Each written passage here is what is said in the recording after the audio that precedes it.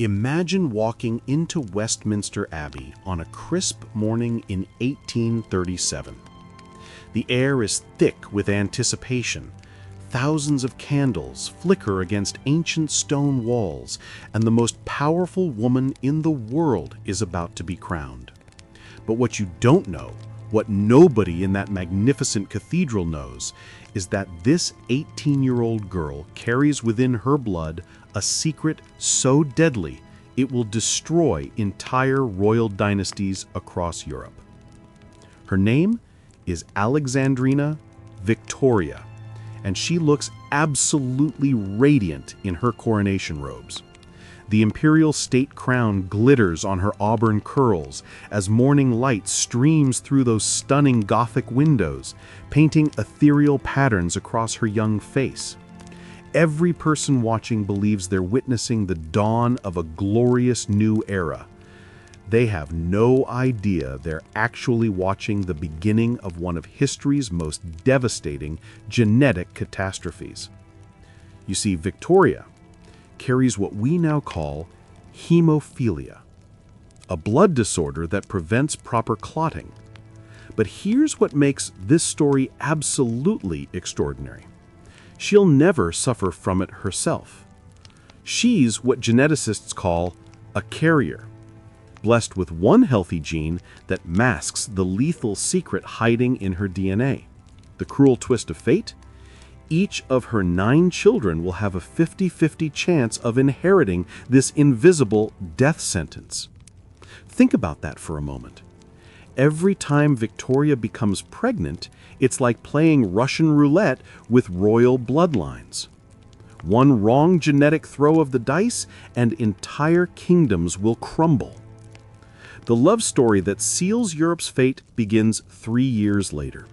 February 7th, 1840, another magical day at Westminster Abbey. This time, Victoria's marrying her first cousin, Prince Albert of Saxe-Coburg and Gotha. Now, before you think typical political marriage, let me tell you something remarkable about these two. They are absolutely, completely head over heels in love.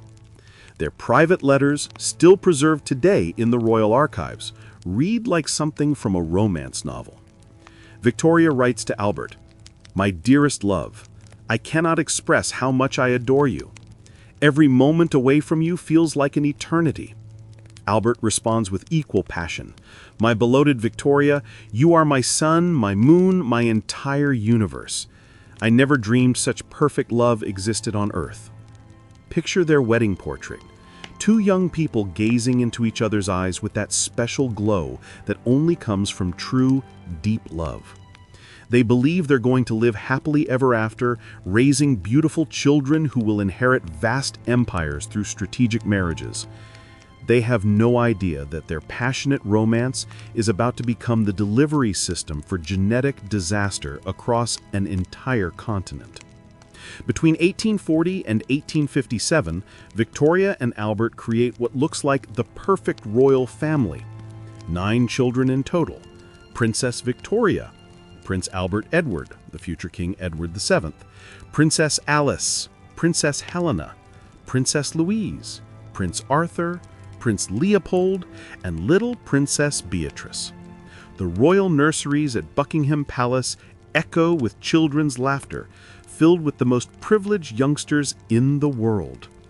But hidden in their genetic code lies a time bomb waiting to explode. The first explosion comes on what starts as an ordinary afternoon in 1854. 1-year-old Prince Leopold, Victoria's 8th child, is playing in his nursery when he topples from his chair. Now, any normal toddler would get up, maybe cry for a minute, and continue playing. But Leopold isn't normal. Within hours, something terrifying happens. Dark purple bruises begin blooming across his tiny body like evil flowers. His joints swell with internal bleeding, and his screams echo through the palace corridors. Picture Queen Victoria, the woman who rules the largest empire in human history, suddenly reduced to complete helplessness as she watches her baby son writhe in agony. She summons every important doctor in Britain. These are men with impressive titles and decades of experience, yet they stand around Leopold's crib looking absolutely baffled. They whisper about constitutional weakness and prescribe bed rest and laudanum, having no clue they're witnessing medical history in the making. But there's one brilliant doctor who sees something different. Dr. John Snow. Yes, the same genius who discovered that cholera spreads through contaminated water examines little Leopold with scientific precision. His notes, written in fading ink on yellowed paper, describe something we'd recognize instantly today. The prince's blood appears deficient in its ability to clot. Minor wounds produce excessive bleeding, while internal hemorrhaging manifests through painful joint swellings. Dr. Snow becomes the first physician to document royal hemophilia systematically, even though he doesn't understand the genetic mechanism. His careful observations will prove invaluable to researchers decades later trying to solve the mystery of the royal disease. Now I want you to imagine Leopold's childhood. Every piece of furniture in Windsor Castle is carefully wrapped in thick velvet padding. Sharp corners are covered with silk cushions.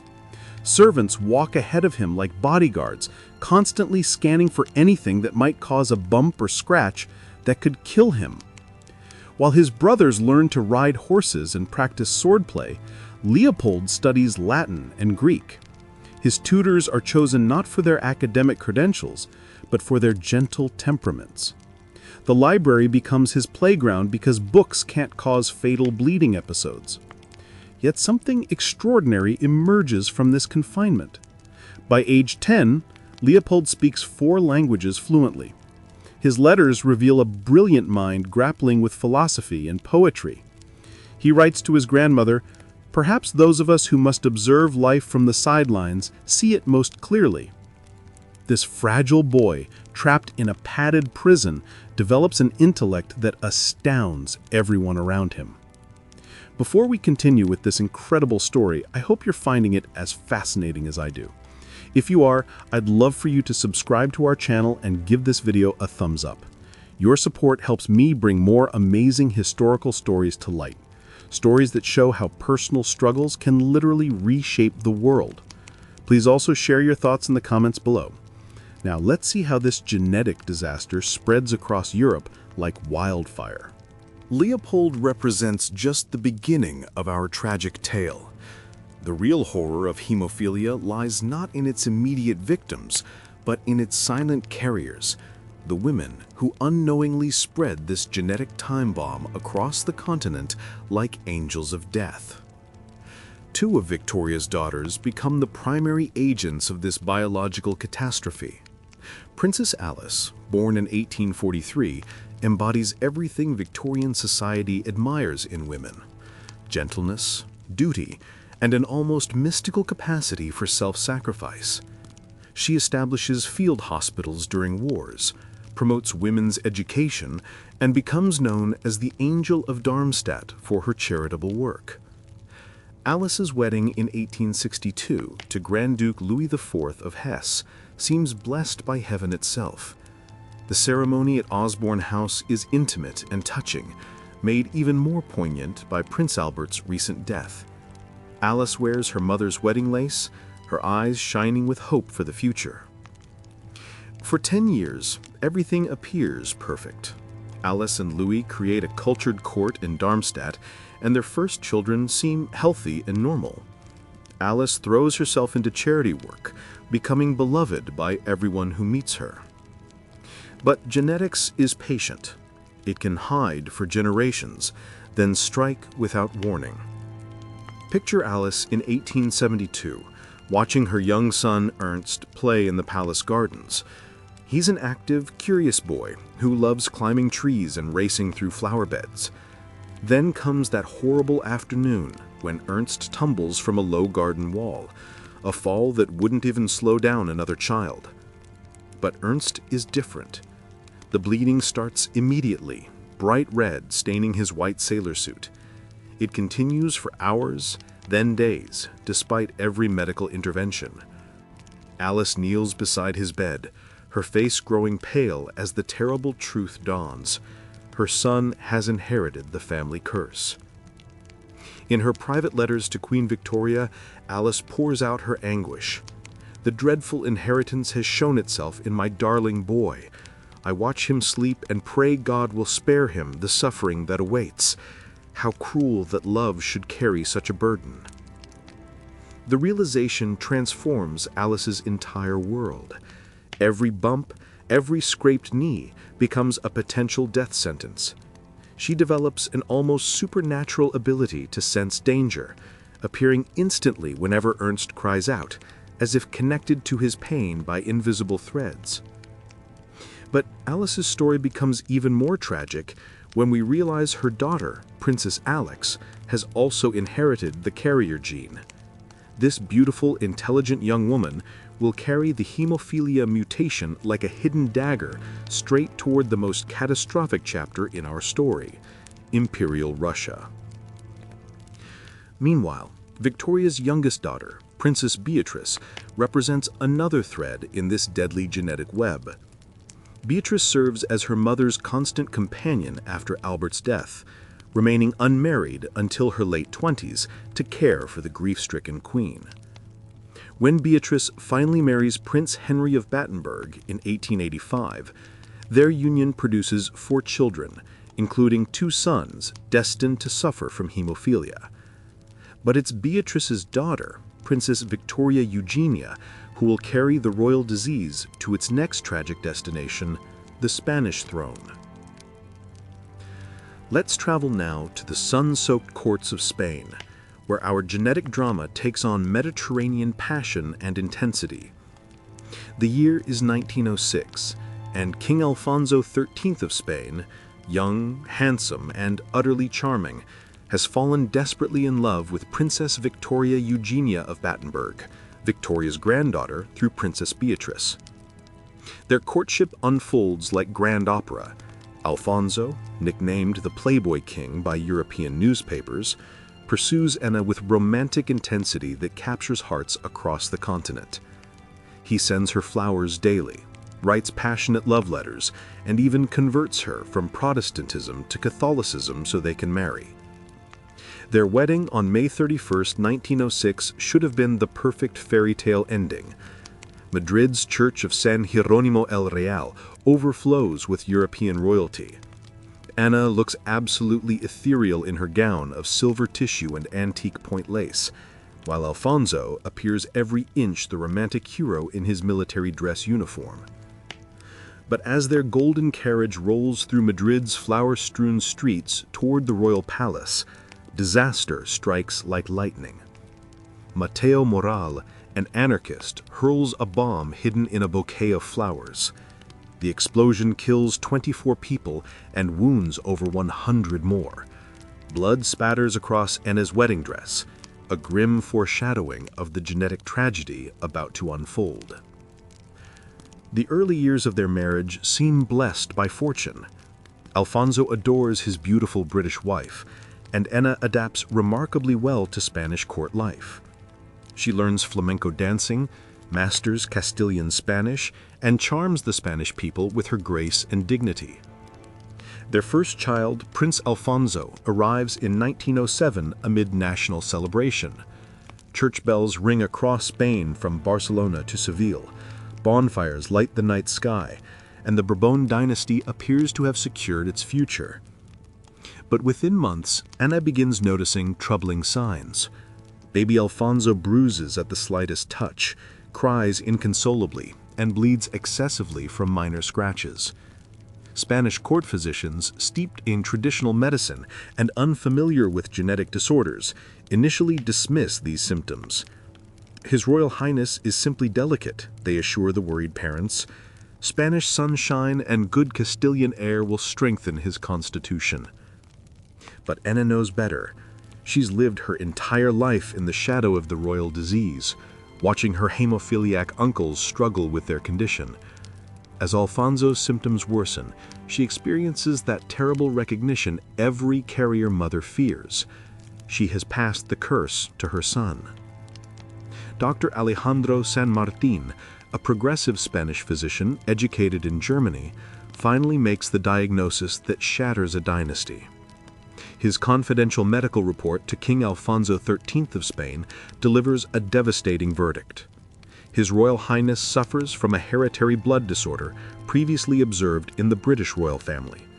This condition renders him unfit for normal physical activities and presents grave risks to his survival. Can you imagine the weight of that moment? A kingdom's entire future hanging in the balance. Not because of war or revolution, but because of a single defective gene inherited from a great-great-grandmother in England. The diagnosis destroys the Spanish succession overnight. Prince Alfonso, heir to one of Europe's oldest thrones, becomes effectively disqualified by his condition. How can a future king, who might bleed to death from a shaving cut, lead a nation into the modern world? Republican factions seize upon royal weakness as ammunition in their campaigns against monarchy. The Bourbons are finished, declares radical politician Alejandro Lerroux. Their own blood betrays them. Anna's second son, Infante Jaime, escapes hemophilia but suffers severe deafness. Her third son, Infante Juan, remains healthy, but her fourth son, Infante Gonzalo, also inherits the bleeding disorder. Two hemophiliac princes in the Spanish succession create an impossible situation. The monarchy's credibility crumbles as newspapers begin publishing speculation about the cursed blood of the Bourbon dynasty. The psychological toll on Queen Anna becomes unbearable. Spanish courtiers, initially charmed by the beautiful British princess, begin calling her La extranjera maldita, the cursed foreigner. Her marriage to Alfonso deteriorates as blame for the genetic catastrophe falls squarely on her shoulders. Anna retreats into isolation within the palace walls. Her letters reveal the woman tormented by guilt. I brought this curse to Spain, and now my children suffer for my blood. How can I explain that love itself became the weapon that wounded our dynasty? But if Spain's tragedy was devastating, Russia's hemophilia story would prove absolutely apocalyptic, bringing down not just a dynasty, but reshaping the entire course of world history. Picture St. Petersburg in 1994, that glittering capital of the vast Romanov Empire. The Winter Palace sparkles with 10,000 candles as Princess Alex of Hesse, Victoria's granddaughter through Princess Alice, marries Tsar Nicholas II in a ceremony of unimaginable splendor. Alex, now Tsarina Alexandra Feodorovna, embodies everything Russians expect in their empress. Tall, beautiful, dignified, with the mysterious allure of foreign royalty. Their love letters, discovered decades later in palace archives, reveal genuine passion that transcends political arrangement. My beloved Sonny, you are my life, my happiness, my very soul. Without you, I am nothing but an empty shell wearing a crown. Alexander responds with equal intensity.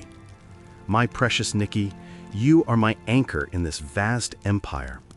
Together we shall bring glory to Russia and raise our children to serve God and country with pure hearts. The imperial couple seems blessed by divine providence. Their first 4 children, Olga, Tetiana, Maria, and Anastasia, are healthy, beautiful daughters who capture the Russian people's hearts. But the empire desperately needs a male heir, and with each daughter's birth, the pressure intensifies like a tightening vice. Court astrologers consult their mystical charts, holy men offer fervent prayers, and physicians provide endless medical advice, all focused on producing the son who will secure the Romanov succession. Alexandra becomes obsessed with her duty to provide an heir, consulting mystics and holy men who promise male children. Finally, on August 12, 1904, their prayers appear miraculously answered. Tsarevich Alexei Nikolaevich Romanov enters the world amid thunderous cannon salutes and church bells that ring across the vast Romanov Empire from Moscow to Vladivostok, from the Arctic tundra to the Caucasus Mountains. Russians celebrate the birth of their future emperor with unprecedented joy. But within weeks, the infant displays those dreaded symptoms that Alexandra recognizes from her tragic family history. The umbilical cord bleeds excessively, defying all medical efforts to stop the flow. Alexei's tiny body bruises from the gentlest handling, and his cries of pain echo through the palace corridors like a curse made manifest. Dr. Sergei Fyodorov, the Imperial family's chief physician, maintains detailed medical records that chronicle Alexei's suffering in heartbreaking detail. His notes describe bleeding episodes that last for days, bringing the child repeatedly to death's door. The Romanov court developed elaborate protocols to protect their fragile heir. Servants precede him through palace corridors, padding every sharp corner with silk cushions. Guards clear obstacles from his path like soldiers preparing for battle. Physicians maintain constant readiness with morphine, ice packs, and primitive medical equipment that offers little real help. The Imperial yacht Standard becomes a floating hospital during family vacations. Special mattresses cushion every surface, railings are wrapped in thick padding, and a fully equipped medical facility occupies the lower deck of the ship. What should be carefree childhood adventures become carefully orchestrated medical procedures. This atmosphere of secrecy and desperation creates the perfect environment for one history's most sinister figures to gain unprecedented power. Grigory Yefimovich Rasputin, the wild Siberian mystic with hypnotic eyes and an aura of dark magnetism, arrives at court during one of Alexei's worst bleeding crises in 1905. Court physicians have exhausted their limited treatments, and the child appears to be dying. In absolute desperation, Alexandra summons this strange peasant, whose reputation for healing miracles has somehow reached even the imperial palace. What happens next becomes one of history's most debated mysteries. Rasputin enters Alexei's room, dismisses all the learned doctors with a wave of his hand, and simply talks to the child in his rough Siberian dialect. Within hours, the bleeding stops completely and Alexei's fever breaks. The recovery seems absolutely miraculous, cementing Rasputin's position as the family's indispensable healer. Modern medical experts believe Rasputin's success came through hypnosis-induced relaxation that reduced blood pressure and promoted natural clotting. His peasant wisdom about rest and calm proved more effective than the physician's frantic interventions. But to desperate parents watching their son literally bleeding to death, Rasputin possessed divine powers over life and death itself. Rasputin's presence at court scandalizes Russian society and undermines the monarchy's prestige at the worst possible moment in history. His drunken debauchery in St. Petersburg's nightclubs becomes legendary, while rumors of his intimate relationship with the Tsarina spread like wildfire through Russian society. Count Sergei Witte, Russia's former prime minister, watches Rasputin's rise with growing alarm. His memoirs provide devastating analysis. This mystical Siberian has gained such influence through the heir's illness that affairs of state now depend upon a peasant charlatan's whims. Ministers are appointed based on Rasputin's recommendations. Military strategies are altered according to his prophecies. This hemophiliac child has effectively delivered Russia into dark forces' hands. When World War I erupts in 1914, the genetic curse creates impossible situations across European royalty. Prince Leopold and Prince Gonzalo of Spain are too fragile for military service, undermining traditional royal leadership. Tsarevich Alexei's condition prevents him from joining his father at military headquarters, creating additional strain on the Russian imperial family's public image. The cruel irony becomes inescapable. While common soldiers bleed for their countries on foreign battlefields, royal princes bleed from paper cuts in palace nurseries. The symbolism is not lost on increasingly restless populations questioning why they should die for kings who cannot even live normal lives. Tsar Nicholas II's frequent absences from military headquarters to care for Alexei during bleeding crises contribute to command confusion and strategic disasters on the Eastern Front. General Alexei Brusilov later writes, His Majesty's divided attention between state duties and paternal care severely impaired military decision-making. Orders would be delayed for days while the Tsar remained at his son's bedside. Russia's military strategy became hostage to a child's medical condition. The Russian Revolution of 1917 sweeps away the Romanov dynasty like a devastating tsunami, with Alexei's hemophilia playing an indirect but significant role in the empire's collapse. The secrecy surrounding his condition, Rasputin's malevolent influence, and public perception of royal weakness all contribute to 3 centuries of imperial rule crashing down. On July 17, 1918, in the basement of the Ipatiev house in Yekaterinburg, Bolsheviks execute the entire imperial family. Execution commander Yakov Yurovsky later writes with chilling matter-of-factness, "The heir was carried to his death in his father's arms, his legs too weak from his blood disease to support his own weight." Thus ended the Romanov dynasty, brought low partly by a microscopic flaw in royal blood that proved more powerful than armies or secret police. Modern DNA analysis of the Romanov remains, conducted by international forensic teams in 2009, provides scientific confirmation of our tragic story. The genetic evidence definitively establishes severe hemophilia in the remains identified as Tsarevich Alexei. Spain's monarchy faces its own genetic reckoning as hemophilia continues undermining royal authority throughout the 1920s. The 1931 elections leading to King Alfonso XIII's abdication are influenced partly by public perception of royal weakness and scandal surrounding the hemophiliac princes. Prince Alfonso, the heir apparent, makes the ultimate sacrifice in 1933, publicly renouncing his succession rights. His decision stems partly from concerns about passing hemophilia to future children and partly from his desire to live a normal life free from royal protocol's constraints. The development of modern genetics finally explains the royal disease's mechanism and offers hope for future generations. By the 1960s, medical science can identify carriers through sophisticated blood tests, ending centuries of genetic Russian roulette in royal marriages. Most importantly, researchers develop clotting factor concentrates that transform hemophilia from a death sentence to a manageable chronic condition. Today, hemophilia no longer haunts European royalty. Modern genetic counseling, prenatal testing, and advanced treatments have eliminated the terror that once gripped royal nurseries across the continent. The current British royal family shows no trace of Victoria's mutation. It died out with the last affected male descendants. Prince William and Prince Harry represent a generation of royals completely free from the genetic shadow that haunted their ancestors. Their children can climb trees, play rugby, and live adventurous lives without fear of bleeding to death from minor injuries.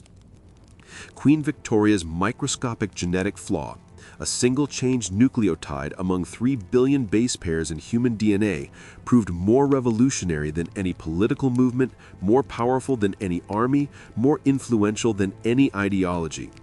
It reshaped European history through the inexorable laws of heredity, demonstrating that in the genetics realm, there are no exceptions for noble birth. The invisible crown of DNA proved far more powerful than any earthly throne.